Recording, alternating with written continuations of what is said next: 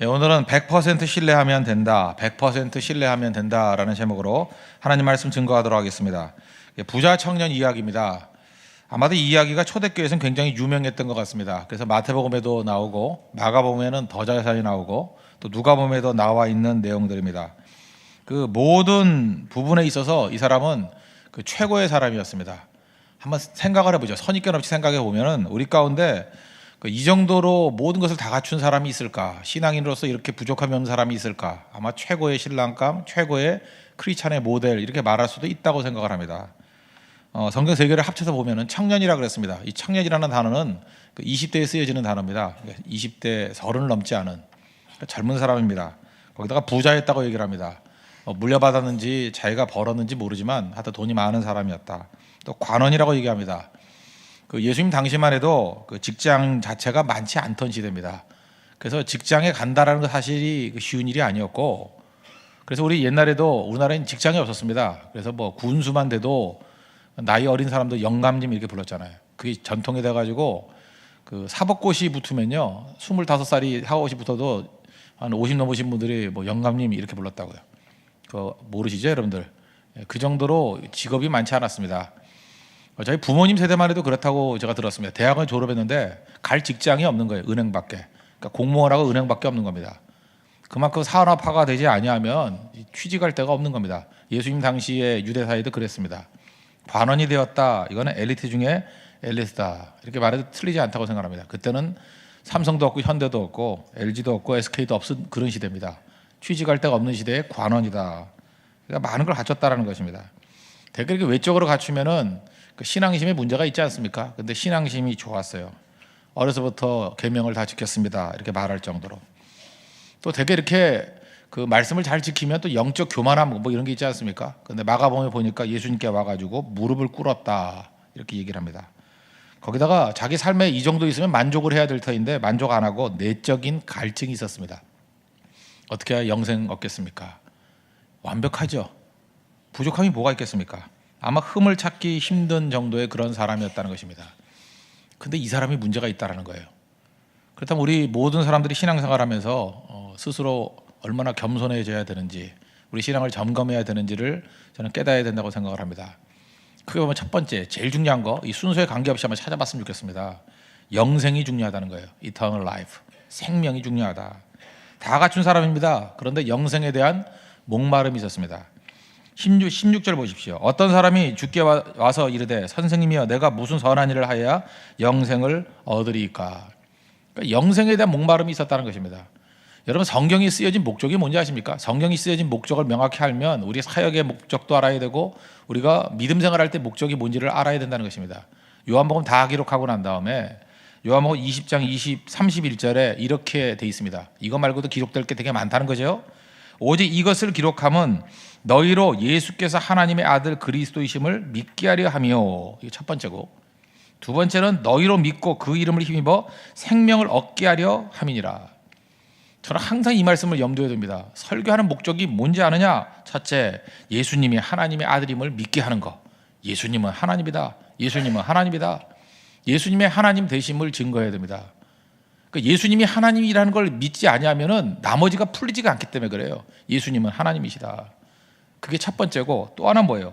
그를 믿고 그 이름을 힘입어서 생명을 얻는 거. 우리 성도들이 믿게 만드는 거예요. 생명을 얻는 거. 그러니까 설교도 그래야 되고 전도도 그래야 되고 선교도 그래야 되고. 예수님이 하나님이십니다. 그분을 믿고 그 이름을 힘입어서 생명 얻어야 됩니다. 이 두 가지가 축이라는 거예요. 이것을 위해서 요한복음이 기록됐다는 거예요. 성경 전체가 다 기록됐다는 거예요.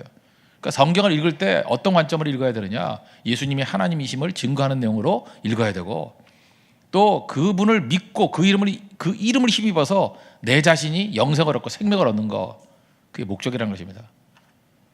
그렇다 그러면 우리가 전도가 왜 중요하죠? 전도의 내용이 뭐예요? 이걸 계속 강조하는 거 아닙니까? 예수님이 하나님이십니다. 그리고 그를 믿고 그 이름을 힘입어서 생명 얻어야 됩니다라고 전하다 보면 그것이 먼저 나에게 먼저 증거가 되잖아요. 그래서 전도하다가 자기 믿음에 대한 점검을 하는 사람들이 굉장히 많습니다. 이거는 다시 되새기고 또 되새겨야 된다는 것입니다. 요한복음 17장 3절 보니까 영생은 곧 유일하신 참 하나님과 그가 보내신 자 예수 그리스도를 아는 것이니라. 그러니까 그러니까 영생이 뭐냐 하면 예수님 아는 거예요. 하나님 아는 것과 예수님 아는 거. 여기서 할 수 있는 게 뭐예요? 영생이라는 것은 조건이 아니라는 거죠. 아는 것이라는 게 뭡니까? 관계다. 예수님과의 좋은 관계를 맺는 게 영생이라는 것입니다. 관계, 좋은 관계를 뭐라 그랬죠? 그게 의라고요. 의. 디카이오스네라는 것이 뜻이 의란 뜻이에요. 의. 그게 올바른 관계, 좋은 관계를 맺는 것이다. 우리 많은 사람들이 죽음을 두려워합니다. 병들거나 또는 뭐 사고의 위험이 있거나 할 때 이게 죽음 앞에 이게 두려움에 떱니다. 한번 생각해 보시죠. 죽음 앞에 왜 두려워하죠? 죽음이 왜 두렵습니까? 죽음이 끝이 아니라는 것을 알기 때문에 그렇습니다. 만약에 죽음이 끝이고 뭐 다 사라져 버린 거라 그러면 두려울 게 뭐 있어요? 그러니까 이렇게 살다가 그냥 끝나는 건데, 뭐 길든 짧든 한평생 뭐 그러고 끝나 버리는 건데. 근데 하나님을 안 믿는다고 하면서도 많은 사람들이 죽음이 두려운 이유가 뭐예요? 지금 여기 사는 게 끝나서 두려운 거예요? 아니에요. 그죠? 지금 이렇게 재밌게 살았는데 요거밖에 못 살아서 아쉬워서 그런 거예요? 아쉬운 거지 두려운 건 아니잖아요. 그러면 안 그렇습니까? 여러분 놀이동산 가가지고 이제 집에 가자 그러면 두려워요? 아쉽지. 그죠? 근데 집에 가자 그럴 때 두려운 이유 중에 하나 뭐예요? 뭐 중간에 가다가 뭐 어려움 당하거나 뭐 납치되거나 뭐 이런 난관이 있다 그러면 그게 두려운 거죠. 죽음이 두렵다는 것은 잊지 마십시오. 하나님께서 우리의 심성 가운데 이미 알려준 거예요. 심판이 있기 때문에 그렇습니다. 요한복음 5장 29절 보니까 선한 일을 행한 자는 생명의 부활로, 악한 일을 행한 자는 심판의 부활로 나오리라. 우리 죽음은 끝이라 그러죠. 모두 못 죽습니다. 잊지 마십시오. 죽고 싶어도 죽는 게 아니에요. 죽는다고 끝이 아니라고요. 끝이 죽음이라 그런다 그러면 모두 못 죽어요. 우리는 예수님을 믿고 죽던 안 믿고 죽던 다 부활합니다. 그 부활의 내용이 뭐냐? 생명의 부활이 있고 또 하나는 심판의 부활이 있다는 것입니다. 다 살아나요. 다 살아나게 돼 있다고요. 지금 어떤 사람이든 간에 그 살아났을 때에 그 예수님 믿은 사람, 예수님 아는 자에게만 영생이 있다 그랬잖아요. Eternal life. 그게 생명의 부활이 된다는 것입니다. 다니엘서 12장 2절을 보니까 땅의 티끌 가운데에서 자는 자 중에서, 이거 죽은 사람들입니다, 많은 사람이 깨어나 영생을 받는 자도 있겠고, 죽었다가 깨어나서 영생을 받는 자가 있다면 수치를 당하여서 영원히 부끄러움을 당할 자도 있을 것이며, 다니엘서 12장 2절 명확히 말하고 있잖아요. 다 살아난대요. 그 수치스러운 부활이 있고 또 영광스러운 부활이 있다. 오늘 이 부자 청년이 고민했던 내용, 모든 거 다 가지고 이 땅에 달아 그러면 생각 없이 살면 되잖아요. 근데 마음 가운데 뭐가 있는 거예요? 영생이 있다라는 거예요. 그 영생이 중요하다. 영생을 오직 예수 그리스도를 아는 것, 예수님을 믿고 그 이름을 힘입어서 생명을 얻는 것이 영생이다. 그러니까 십자가의 은혜를 붙들고 예수님을 나의 구주로 믿으면 영생이 있음을 확신하십시오. 그게 우리 믿음의 내용이라는 거예요. 그러면 죽음조차도 아무것도 아닙니다. 죽음이 영생이 있는데 뭐. 이게 우리 신앙의 본질이라는 것입니다. 그러면 이제 두 번째 단계인데, 영생을 어떻게 얻느냐? 오늘 사실 이 본문 이게 핵심입니다. 행위가 아니라는 거예요. 행위가 아니기 때문에 우리가 가지고 있는 많은 장점들이 오히려 인생의 덫이 될 수 있다. 이게 우리 부자 청년을 통해서 알 수 있는 것입니다. 이 부자 청년은 두 가지 근본적인 잘못을 범하고 있습니다. 첫째는 천국은 무엇을 해야만 간다라는 생각이에요. 행위, 뭘 해야만 간다. 두 번째는 묻잖아요. 어떻게 하면은 행할 수 있습니까? 알면 행할 수 있다. 이 두 가지 착각이에요. 행해야 간다, 이것도 틀린 거고, 또 알면 행할 수 있다, 인간의 전적 무능을 무시하는 거죠. 이 두 가지 문제가 있다는 것입니다. 사실 여러분 냉정하게 이 본문을 쭉 읽어보면요, 예수님이 동문서답하는 것 같아요. 제가 이거 곰곰이 생각하니까 세 가지 중에 하나 같아요. 첫째는 예수님이 질문을 이해 못하는 것 같기도 하고요. 어떻게 보면 예수님이 말귀를 못 알아듣어요. 사오정인가 봐, 뭐 이런 느낌이 들기도 하고, 또 하나는 예수님이 모르니까 대답을 회피하는 거야, 이렇게 느낌도 오고요. 세 번째는 예수님이 정답을 말해줄 마음이 없으셔. 뭐 이런 세 가지 중에 하나같이 느껴진다라는 것입니다.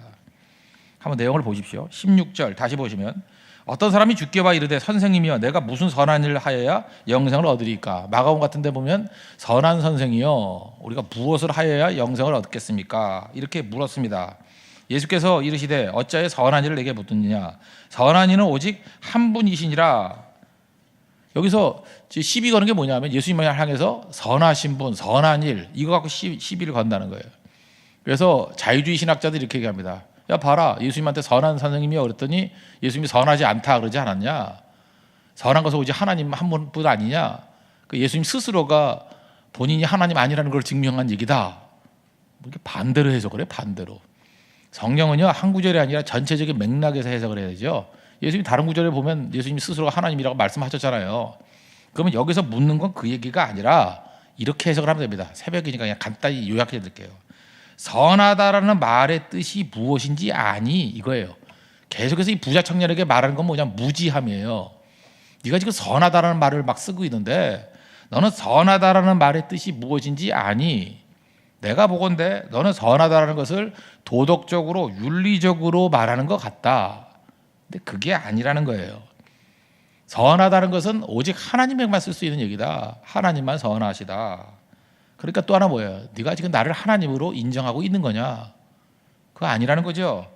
지금 내가 누구하고 이야기하고 있는지를 제대로 알고 있느냐? 뭐 이런 질문이라는 것입니다. 그러니까 이 사람은 그 전제가 뭐냐 하면 그 하나님에 대한 어떤 그 전제가 틀려 있다는 것입니다. 또 하나 보십시오. 18절부터 이르시되 어느 계명이니 오니까 예수께서 이르시되 살인하지 말라, 간음하지 말라, 도둑질하지 말라, 거짓 증언하지 말라, 내 부모를 공경하라, 내 이웃을 내 자신과 같이 사랑하라 하는 것이니라. 청년이 이르되 이 모든 것을 내가 지켜 싸운데 아직도 무엇이 부족하니까. 다 지켰다고 얘기합니다. 이것도 또 무지함이죠. 두 가지 무지를 보여주고 있습니다. 첫째는 십계명의 참된 의미를 모르는 거죠. 예수님께서 마태복음 5장 같은 데 말씀하셨잖아요. 살인하지 말라 그랬는데 살인이 뭐냐? 사람 죽이는 거가 살인이 아니라 사람을 보고 미워하는 것. 이미 살인했다. 이미 살인한 거다. 간음하지 말라. 뭐 남녀지간에 이렇게 잘못된 행동하는 게 간음이 아니라 심지어 그러잖아요. 여자를 보고 음욕을 품는 자가 이미 간음하였느니라. 그렇다 그러면 이거 지킬 수 있는 사람이 누가 있어요? 모르는 거죠. 또 하나 뭐냐? 자기가 다 지켰답니다. 다 지킨 뭘 다 지켜요? 그 다음 뭐라 그래요? 내게 있는 재산 소유 21절 보세요. 가서 내 소유를 팔아 가난한 자들에게 주라. 그러면 하늘에서 보화가 되게 있으리라. 다 지켰다 그러는데 한 가지 이거 부족한데 이거 지켜 그랬더니 한 가지 날아가 버리잖아요. 참 재밌지 않습니까? 다 지켰대요. 근데 마가복음 표현에 하면 아직도 한 가지가 부족하다. 다 그랬는데 한 가지 부족하다. 재산 팔아봐. 거기서 그냥 날아가 버리더라는 것입니다. 예수님은요 우리 중심을 보십니다. 예수님께서는 우리에게 할 수도 있고 아닌 그런 격까지 갖고 뭐 되니 안 되니 시비 거는 분이 아니에요. 언제나 신앙이란 건 뭐냐면 우리 중심이거든요.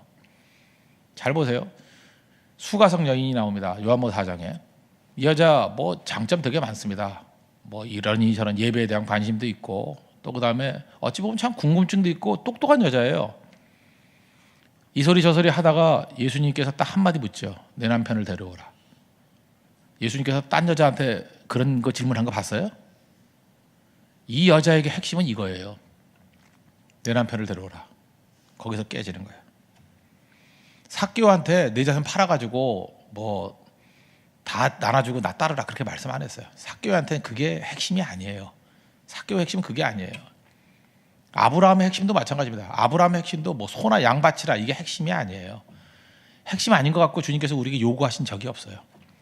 그건 우리가 그냥 자발적으로 하는 거예요. 다윗에게도 마찬가지예요. 다윗에게 너한테 헌금하라 이런 얘기 한 적이 없어요. 여러분 잊지 마십시오. 우리 성도들에게 누구에게나 다 헌금하라 이렇게 말하는 거 아니에요. 근데 어떤 사람한테는요 헌금하라 그게 핵심인 사람이 있어요. 돈 사랑하는 사람한테는. 아브라함에는 그건 아니었어요. 아브라함이 딱 한마디예요. 100세에 낳은 내 아들 이삭을 번제로 드리라. 그게 핵심이에요.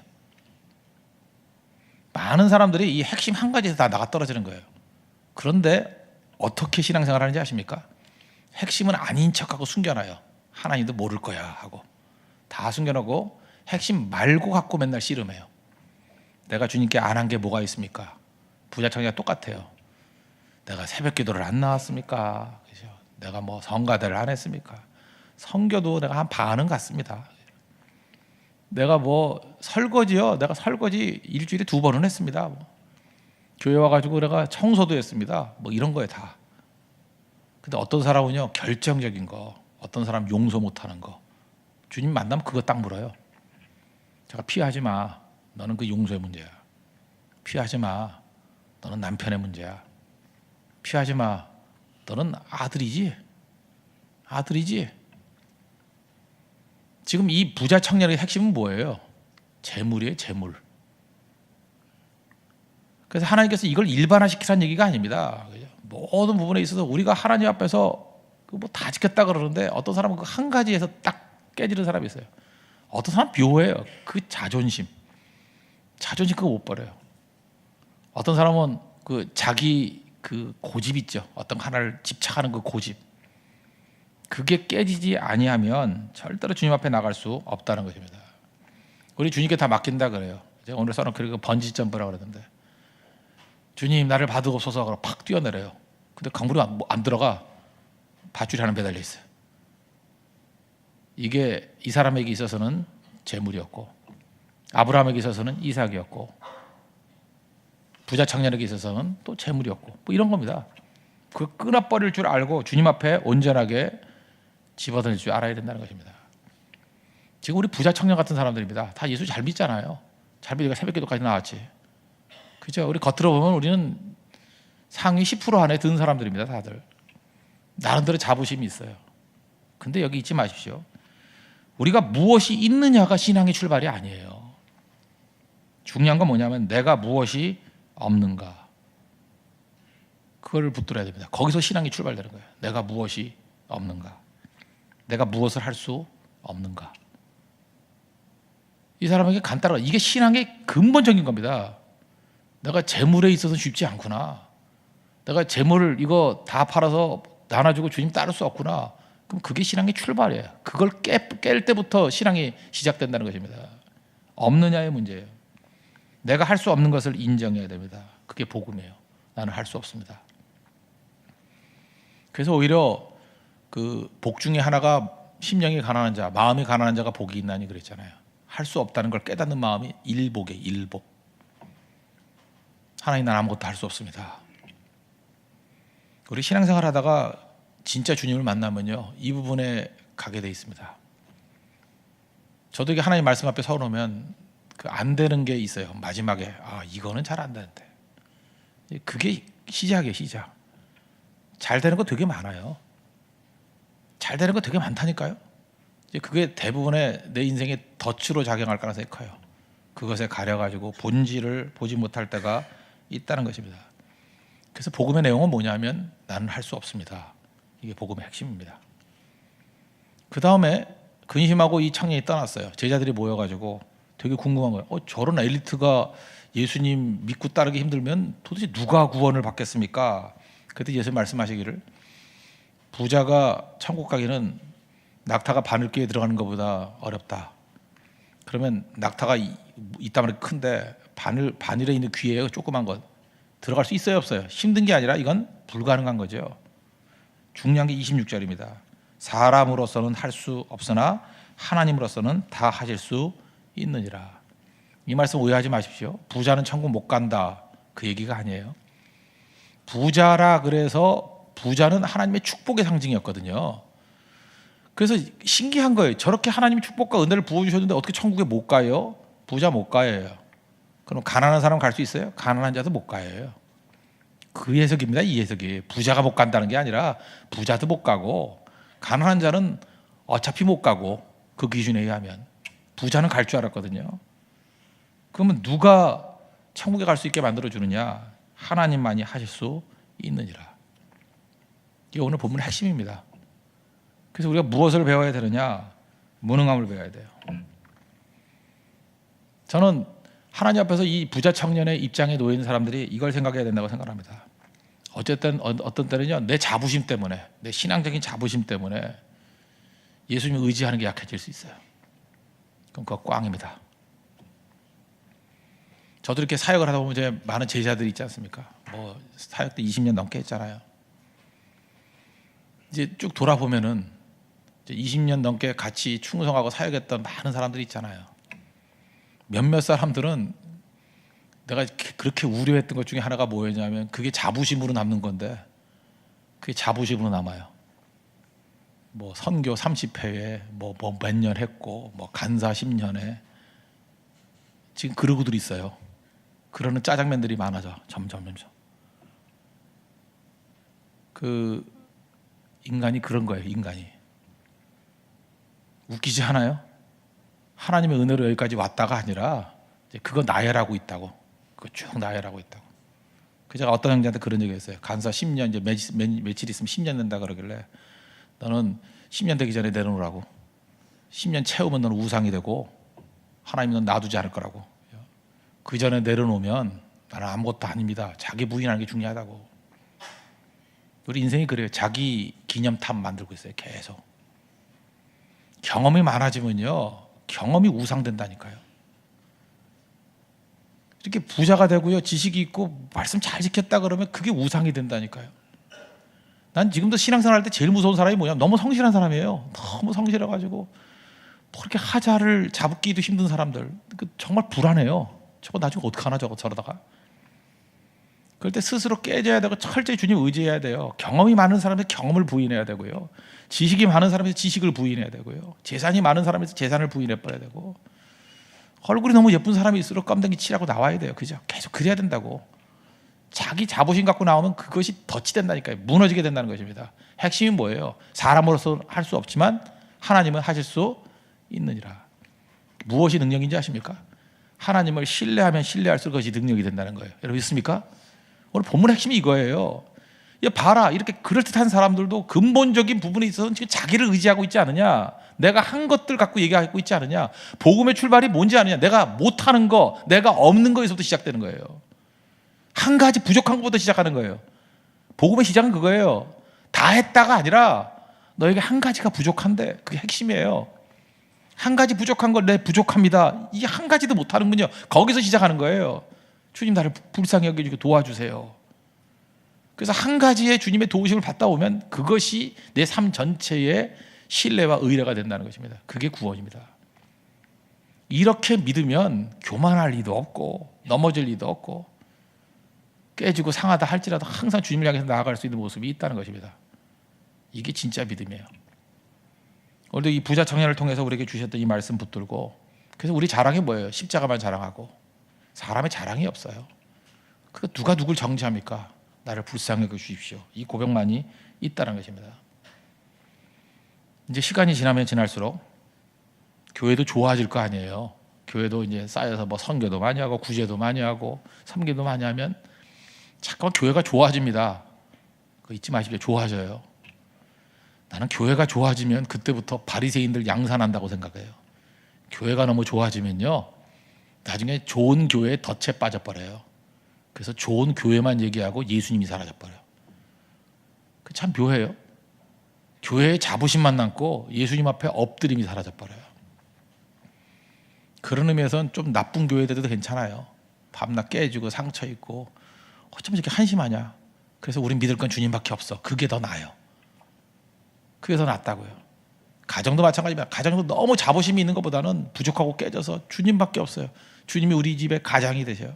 나는 그것밖에 의지할 게 없어요. 없는 것부터, 부족함부터 시작하는 것이 복음입니다. 그때 생명의 역사가 나타나기 시작한다는 것입니다.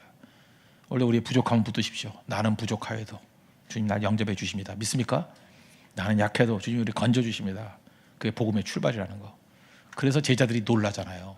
그럼 누가 천국에 갈 수 있습니까? 사람으로서는 할 수 없으되 하나님은 다 하실 수 있느니라. 믿습니까? 이것이 하나님의 말씀입니다. 모두 자리에 일어나겠습니다. 오늘도 주만 철저히 의지하는 하늘 가는 밝은 길이 찬양했습니다. 493장 하늘 가는 밝은 길이.